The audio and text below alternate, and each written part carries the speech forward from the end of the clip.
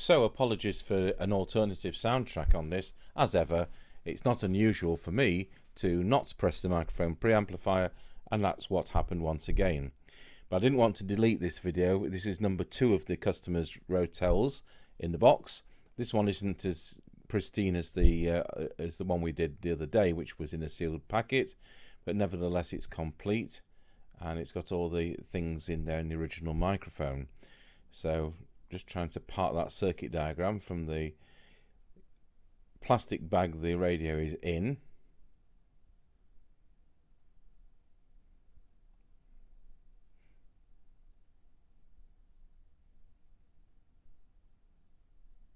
And there we are, one new radio,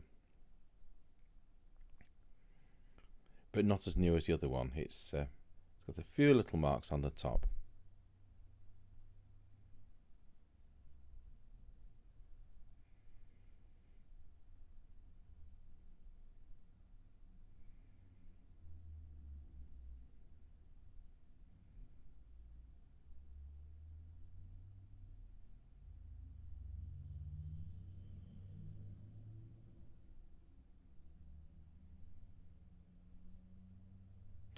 So one of the things I noticed is on the back of the radio, the maker's plate still has the plastic on it, which is a nice touch.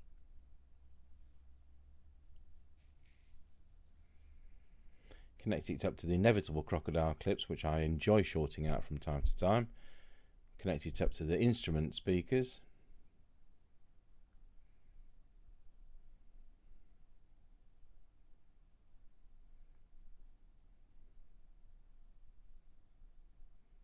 And we get a standard Cybernet replacement microphone, which we use for the tests, and we'll leave that new one in the box to the on-the-air test for later on.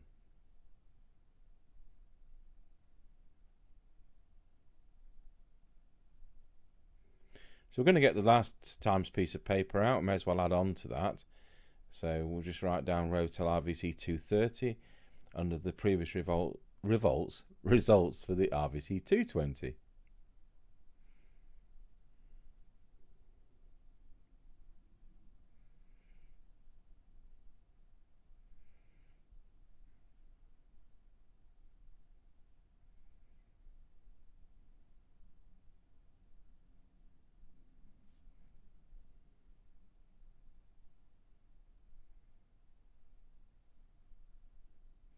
Make sure those knobs are in the correct position, RF gain up, squelch down, and the tone will affect the cyanide reading.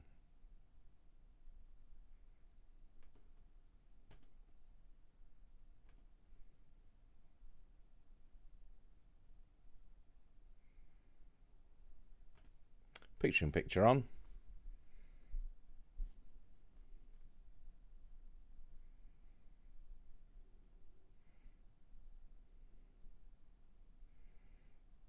Connecting up to the Marconi test set.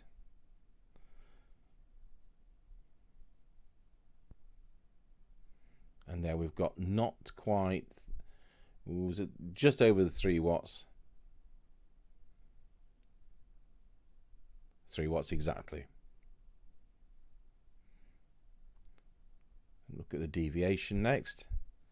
Disappointing 1.7 kilohertz.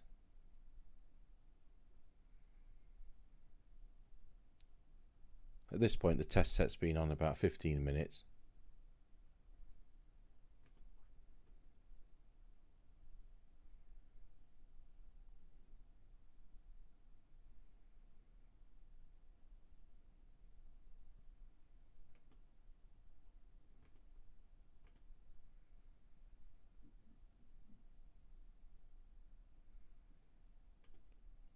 Go over to the frequency counter. 27.79091, so nothing to worry about there. It's not far enough out to even worry about, and we'll look at that again in about 15 minutes and set it when the instrument has come up to its normal operating temperature.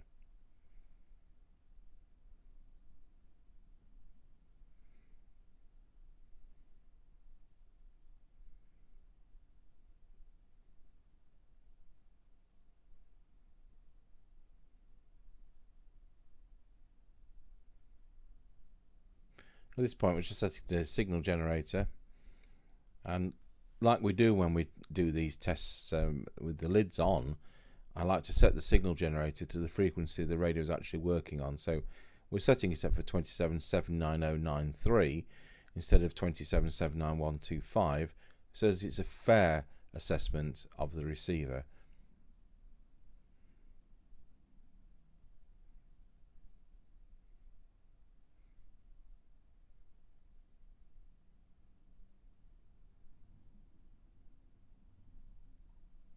Going over to the Synad meter.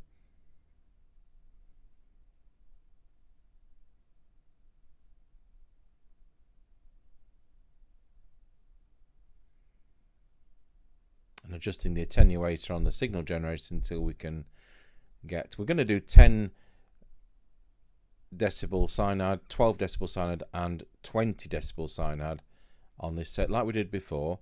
So we've got 3 results. We're also going to do it with the tone control into the high position and the tone control into the low position, because that's going to take away some of the noise and therefore the Synad reading is going to be different.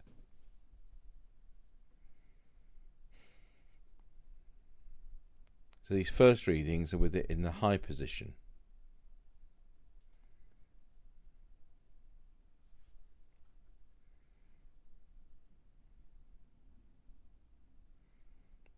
Looks like 0.34, 0.44 so far. And 1.2 microvolts for the 20 decibel Synad. So very good results anyway.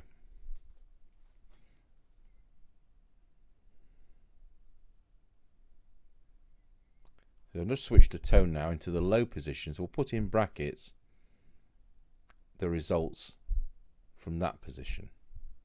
So here we go again, start with 10 dB.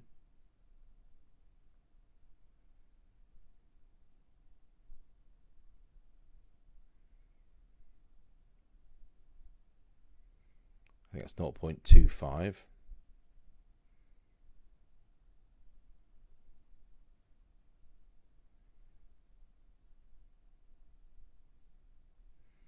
It looks like 0.31, 0.32, something like that. I'm watching this on editing software, and it's just on an inset picture, which is about 6 inches. I think we've got 1 microvolt exactly there. So jolly good results on receive. So the biggest 1.3 microvolts it was. It's actually worse with the tone in the low position, which is absolutely amazing. I can't see how that is, but it is.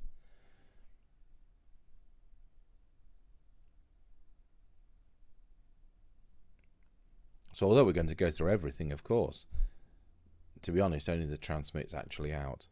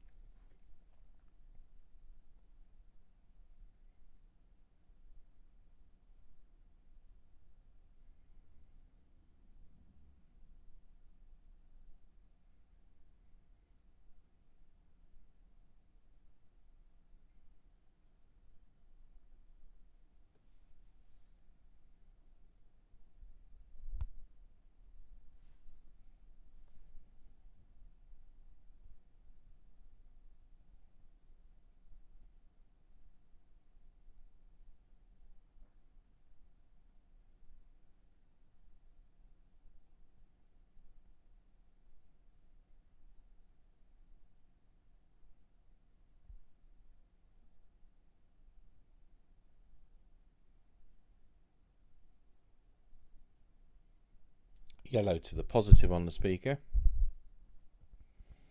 I'm just looking at that for any damage like electrolytic capacitors that look like they've overheated. There aren't any. And also looking for any naughty modifications just in case. So it looks in excellent internal condition.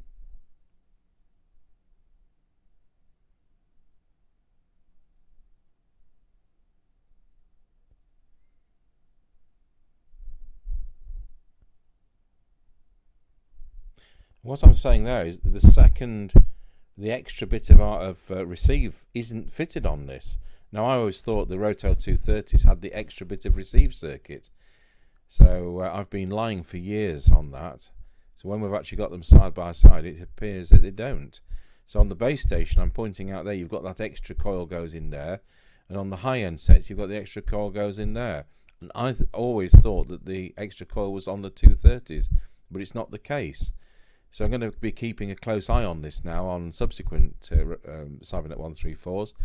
I know the Binatone Speedway and the Rotel 220 and the York 861 doesn't have that coil, but I always thought that the mid-range upwards did, like the Havard 420M, which I think a lot of.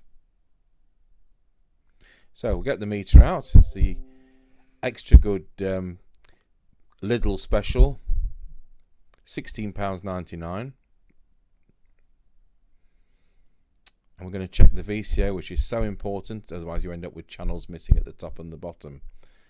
So it's just slightly out at 4.2. It should be 4 volts exactly.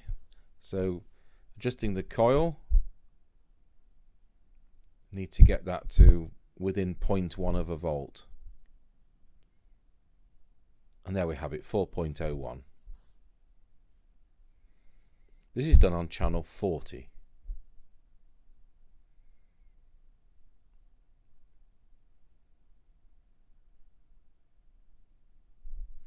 With the radio now in transmit, we adjust the trimmer capacitor again for 4 volts on channel 40. It was well out there at 2.3 volts, and I'm sure that in strange temperatures like a high, too high or too low, that the radio would indeed have got missing channels.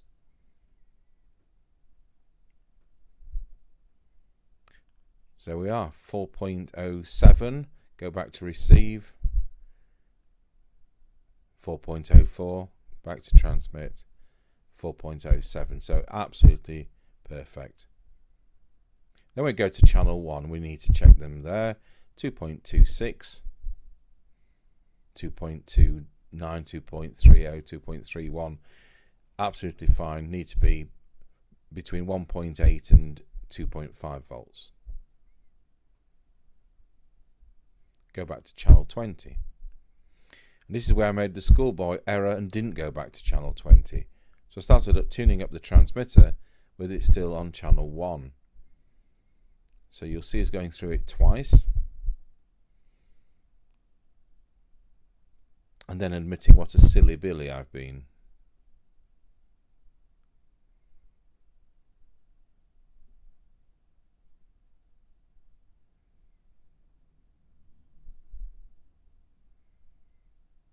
So we're just checking the peaks now on the wrong channel.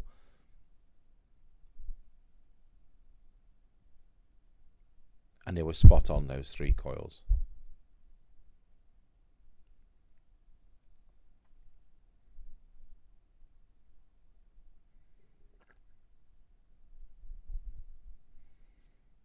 Then we move on to L4, the yellow one, using the expensive kit, which I think is an American one, and was about £20.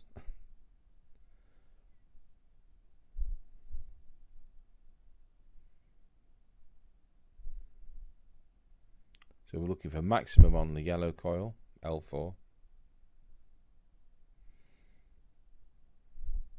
Maximum again on that one. We're now gone beyond 4 watts. And then on the green one, maximum again.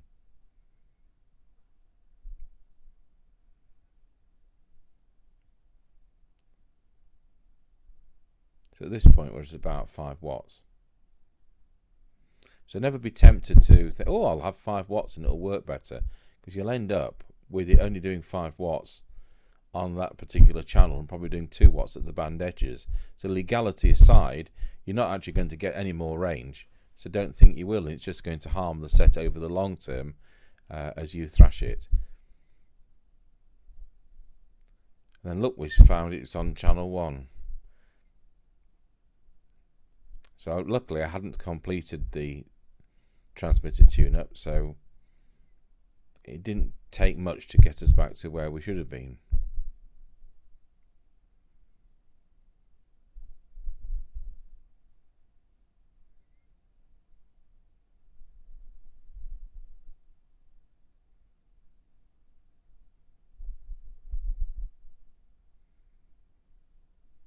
rechecking those earlier stages just to make sure they're at a peak.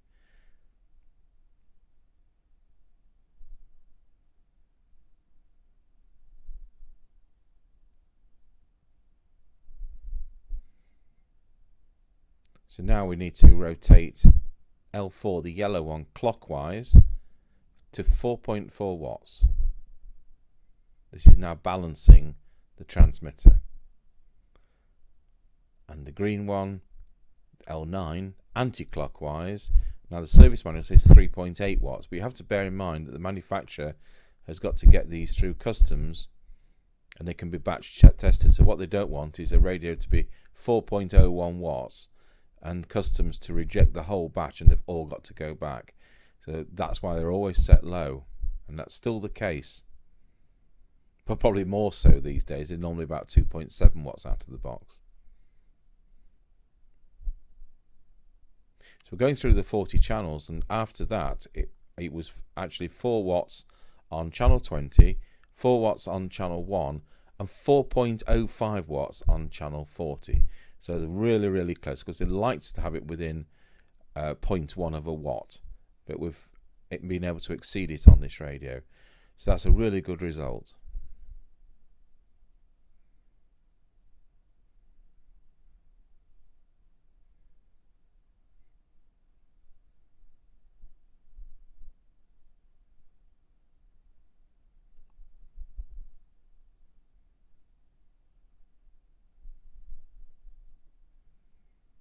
So we're going to go and set that meter, I think. Currently banging across to 5. There we are. Adjust it so that it reads 4. And you have to bear in mind that only can be set into a dummy load, not into an aerial. And you also have to bear in mind that when it's on an aerial, although the radio is doing 4 watts, that meter might read 2, might bang across. It still means you're doing 4 watts, because that meter is relative to SWR.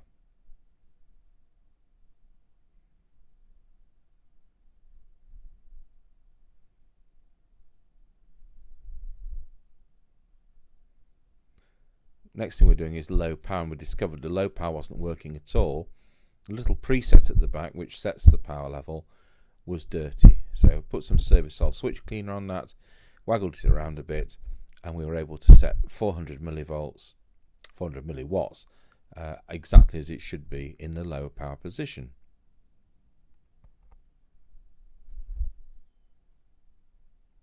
So we've now got the little chromatic tuner that I use set to B flat in the second octave, so it gives us nearly 1 kilohertz. It's about 963, something like that, and 1 kilohertz is the industry standard on this type of adjustment.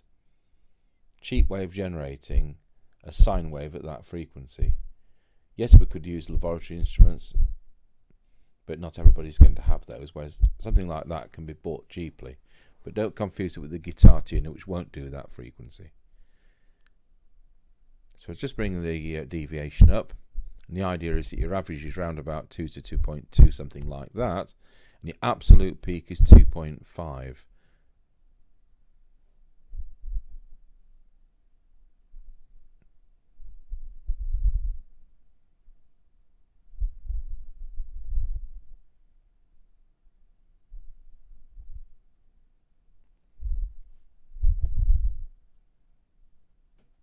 And there's the result, 2.2 to 2.5.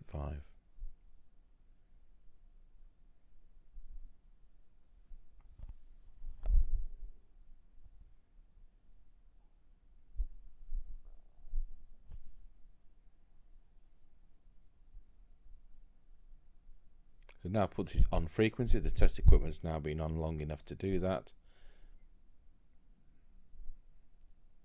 Let's try and get it onto 27 decimals, 79125.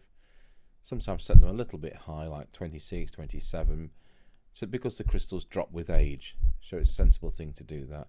But like on this case, I think it just fell on the 5, so that it can stay there.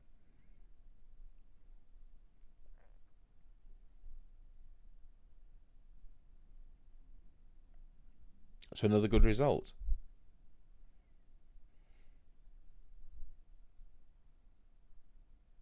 So I think now we'll be tuning the signal generator shortly. so that it's on the correct frequency instead of the wrong frequencies we'd previously tested it on purposely.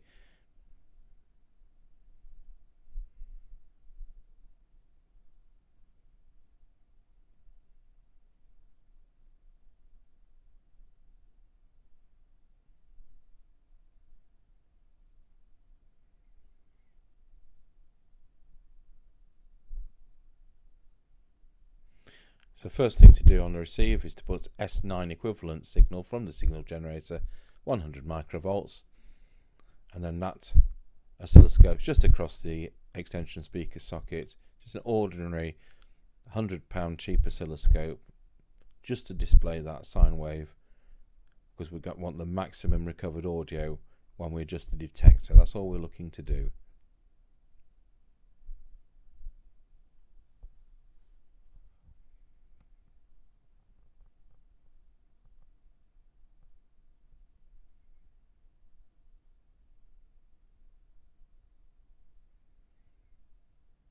Of course, at this point we're looking for the trimming tool, and I can see it right next to the pen on the right.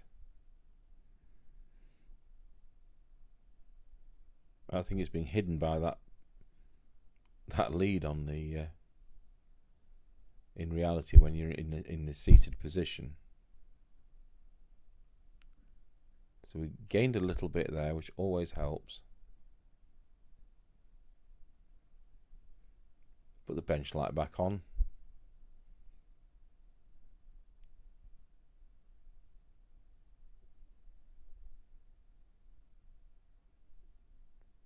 And switch on to the camera for the cyanide meter.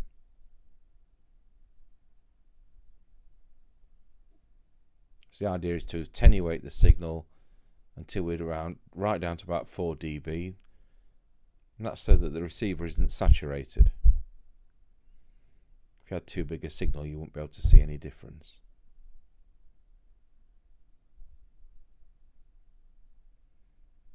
And amazingly, the first front end coil was able to make quite a good improvement. Not so on the second one though. Moving on to the third one, that was about in the correct position. Thinking back to the 220 brand new set we did, the next one, the yellow one on the 455 IF, was quite a bit out, which was surprising. We used to have to put a bigger signal on to adjust these.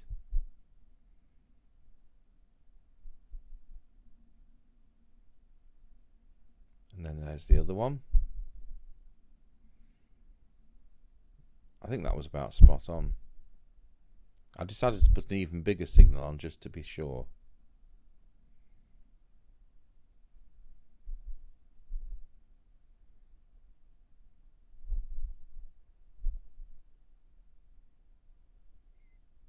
Now it's time to read off the results, see whether we've got an improvement. And the answer is we did have an improvement.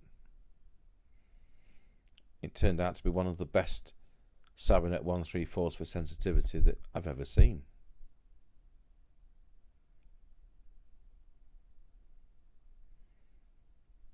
So again, we're going to do two sets of readings, one with the tone in the high position, and then we'll put in brackets the results in the low position.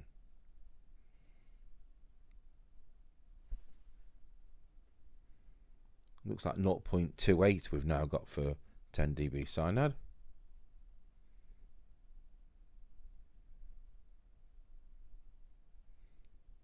.33 microvolts for 12 decibel cyanide.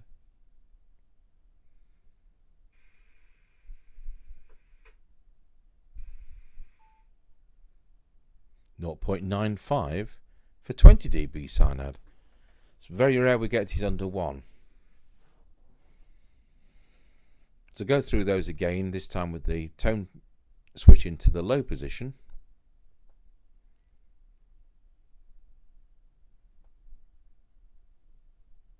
.22 microvolts for 10 dB cyanide.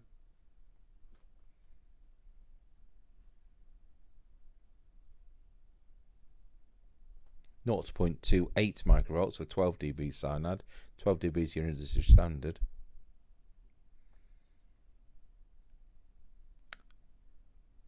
And then finally for our 20 dB position, an incredible 0.7 microvolts. So I'm very impressed.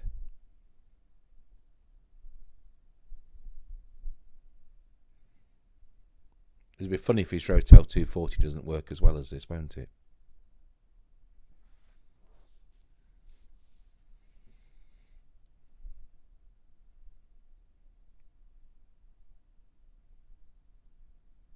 So now we're looking at the meter, and what we're trying to do is to get a 100 microvolt signal and adjust the meter so it reads S9.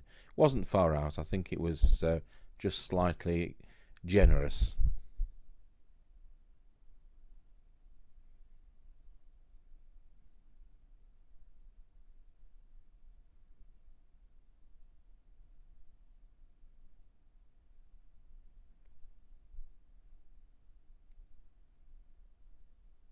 And the next thing to do is do the squelch. So we're wanting the squelch to open when the set is set, I was going to say, when the squelch on the radio is set to full, with that preset I was just showing you there, then we want the radio to open up. So what we don't want is a squelch that never ever opens.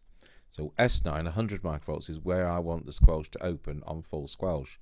So then we do the opposite, and we put the signal generator right down to 0.3 of a microvolt, put it to standby. That little red light to the left of the switch tells us it's on standby, and then we set the squelch on the radio to the threshold position, and then we see when it opens up. And in this case it was about 0.9 of a microvolt when it opened. It's about 0.85 when it shut back down again. Not a lot of hysteresis. It's not the best chassis for squelch, but it's an adequate squelch.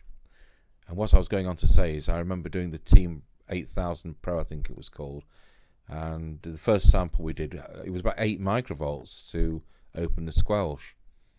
So I bought another sample, and that was just the same, so it just goes to show it's the set. But you know, when you... Right folks, well we're back to a normal soundtrack because I've re-shot this final part rather than overdubbing it, because now the set's together.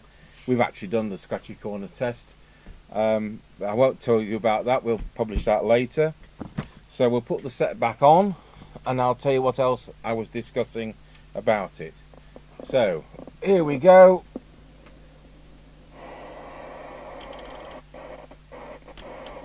So we'll go through the channels like we do. It's now 9 o'clock in the evening. Very sensitive radio. 19 Roger.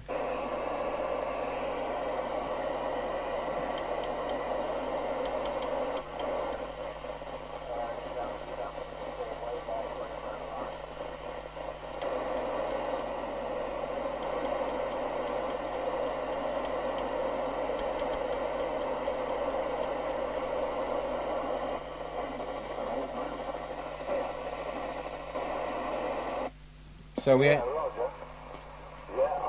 that Roger wasn't to me. I'll take it off the channel because it's all it's going to do is swear. So what I was saying on the video is we had this incredible 0.28 for 10 dB, 0.33 for 12 dB, 0.95 for 20 dB. Then if we went into low tone on the front panel switch there, that does affect the synad because you're altering the filtering, aren't you? So I've got 0.23, 0.28 and 0.7. So they're incredible results, and it's possible that this is as good as it's ever been with this chassis. So it's got a really, really good set. We've done a test with his Rotel factory mic, so that's fine. I don't know whether we did PA on the other one, but if I repeat that, well, so be it. So we'll plug our speaker into PA. Switch to PA. Testing 1 2 3 4 5 5 4 3 2 1, and that works how you thought. Now the other thing I did was to plug an extension speaker in to the extension speaker socket, because remember with the Maxon, which was the Comtron in this case, when you got both in, it came through both speakers on PA. Well, it doesn't. So that's been thought out properly. So that's really good. So it's a good set to use for PA for those people who've asked me to discuss that.